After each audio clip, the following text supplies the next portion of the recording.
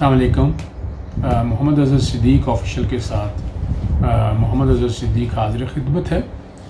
कल भी नहीं रेगुलर वीडियो अपलोड हो सकी, बस ज़रा थोड़ी सी तबीयत में ज़रा तेज़ी थी। देखें, पाकिस्तान जिस तेज़ी से आगे जा रहा है, दुश्मन ममालिक कोशिश कर रहे हैं कि किसी ना किसी तरह से यहाँ हालात और वाक़यात ऐसे पैदा किया जाए कि ये मुल्क में कुछ डिस्टेबलाइजेशन की तरफ चला जाए, कोई अनारकी की बातें हों। और आपको पता है Indian forces line of control पे क्या कर रही हैं, वो हर वक्त एग्रेशन के लिए तैयार बैठे हैं। और इस स्टेज के ऊपर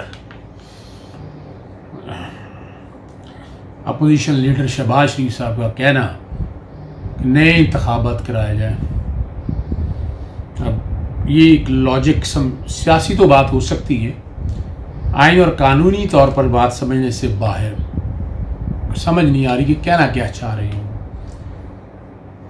चैनल सब्सक्राइब कर दीजिएगा जी, और अगर नोटिफिकेशन क्लिक कर देंगे तो लेटेस्ट अपडेट आती रहेंगी। अच्छा, आईने पाकिस्तान 1973 देख लें। लेजिटिमेट गवर्नमेंट, इलेक्शन होना, असेंबलियों का वजूद में आना, उसने आईनी मुद्दत कंप्लीट करनी है। इससे कबल अगर आईनी मुद्दतें पूरी नहीं होती रहीं तो वो 58(2)B की वजह थी।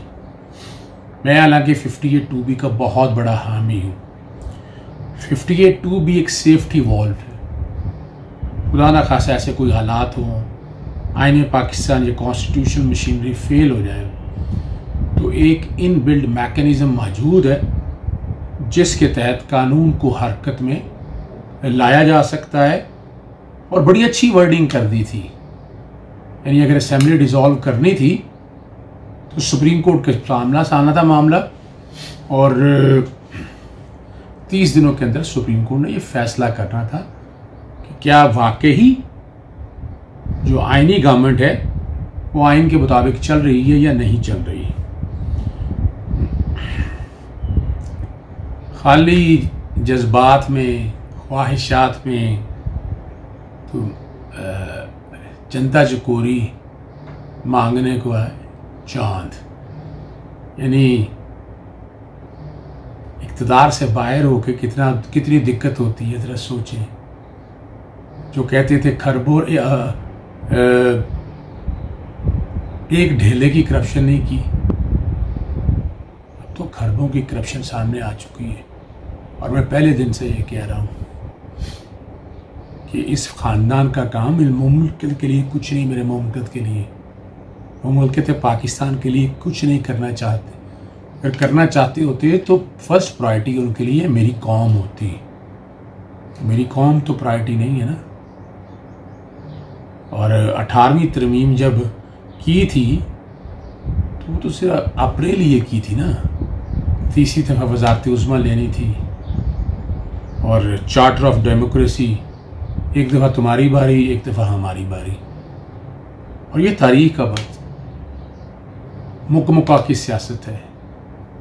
और पहली दफ़ा ऐसा हो रहा है कि रवायती सियासी जमातों से हटकर पाकिस्तान तहरीक इंसाफ आए, और इमरान खान एक स्टेट्समैन के तौर पर काम कर रहे हैं।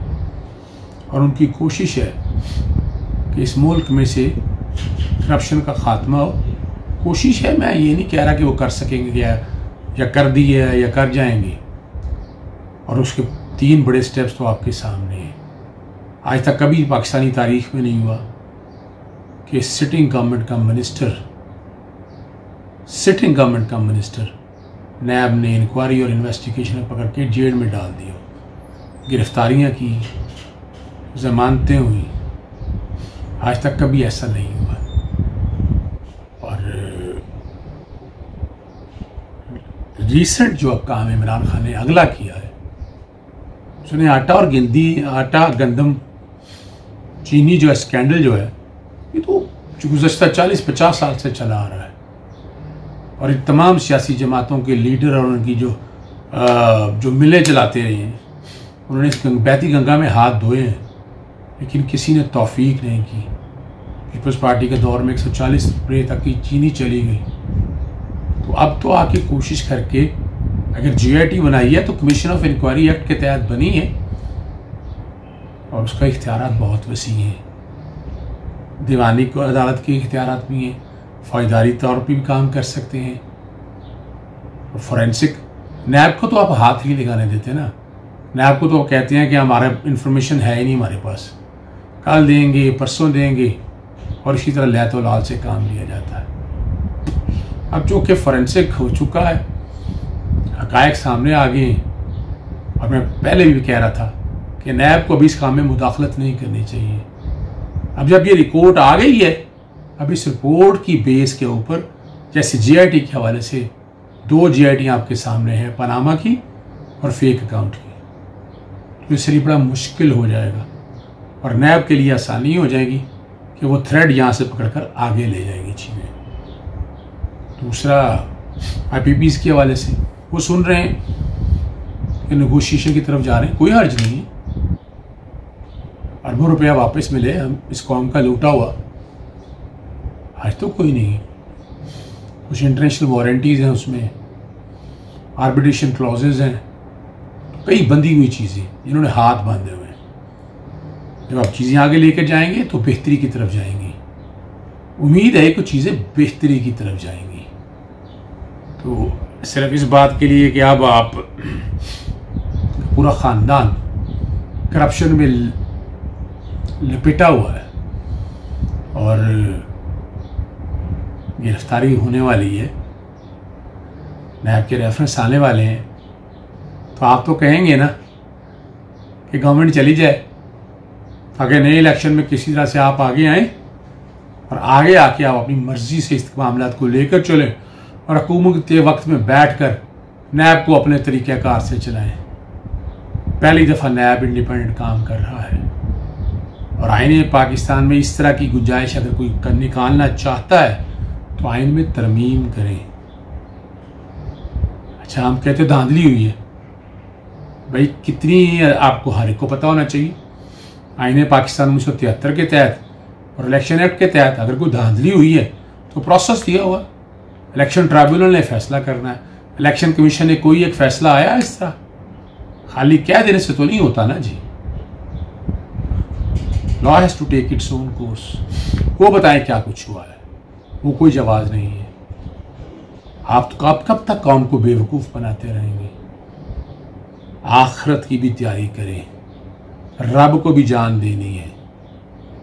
झूठ, फ्रॉड, फ्रेब के सहारे कितना वक्त ज़ाया कर लेंगे आप। जो उसका इंसाफ है, उसकी लाठी बेआवाज़ है, उसे डरना चाहिए। इस कौम को आगे लेकर चलें। कौम आगे तब जाएगी जब उसको आप सही सिमत की तरफ जाने देंगे, अपनी ज़ात के हवाले से अपने आप को निकाल लेंगे। इमरान खान जिस तरह से मामला को लेकर चल रहे हैं और तमाम इदारे जिस तरह एक पेज के ऊपर है, उम्मीद है कि इस मुल्क में जो करप्शन के अंबार लगते थे आइंदा शायद ना लगे। कॉन्ट्रैक्ट देते हुए, अवार्ड करते हुए और आपको याद होगा तो यही मॉडल टाउन के अंदर बैग एक्सचेंज होना, ट्रांसफ़र होना, मुलाजमों के नाम पर अकाउंट में पैसे जाना और अरबों रुपए हैं, अरबों रुपए। यानी वो आदमी जिसकी 60-70 हज़ार या फ़र्ज़ करें 10-20 हज़ार तनख्वाह है, अरबों रुपए की ट्रांजेक्शन्स हो रही हैं और वो वादा वहाँ गवाह भी बन चुके हैं। और आप न्याजी इमरान गठजोड़, ये वैसे तौहीन है, नैब के इदारे की तौहीन है। नैब की तरफ से खामोशी समझ से बालातर है। नैब को अपने तो सख्त एक्शन लेना चाहिए उन लोगों के अगेंस्ट जो इस तरह की सियासत, गंदी सियासत करते हैं इदारों को बदनाम करने के लिए। नैब के बारे में कौमी असम्बली के अंदर खड़े होकर नाजेबा अल्फाज इस्तेमाल किए जाते हैं, चेयरमैन के बारे में इस्तेमाल किए जाते हैं। मीडिया टॉक शो पे बातें होती हैं और पैमरा खामोश है, पीटीए खामोश है। अगर इस मुल्क को आगे लेकर चलना है तो अपनी ज़ात को नफ़ी करें। नफ़ी करेंगे तो ये मुल्क आगे जाएगा। गवर्नमेंटें इस तरह घर नहीं जाया करती, ना लॉन्ग मार्च से, ना धरनों से और ना कबलज इंतखाबात से। पैसा कौन देगा इलेक्शन कराने के लिए? वो मेरी कौम का पैसा जाना है।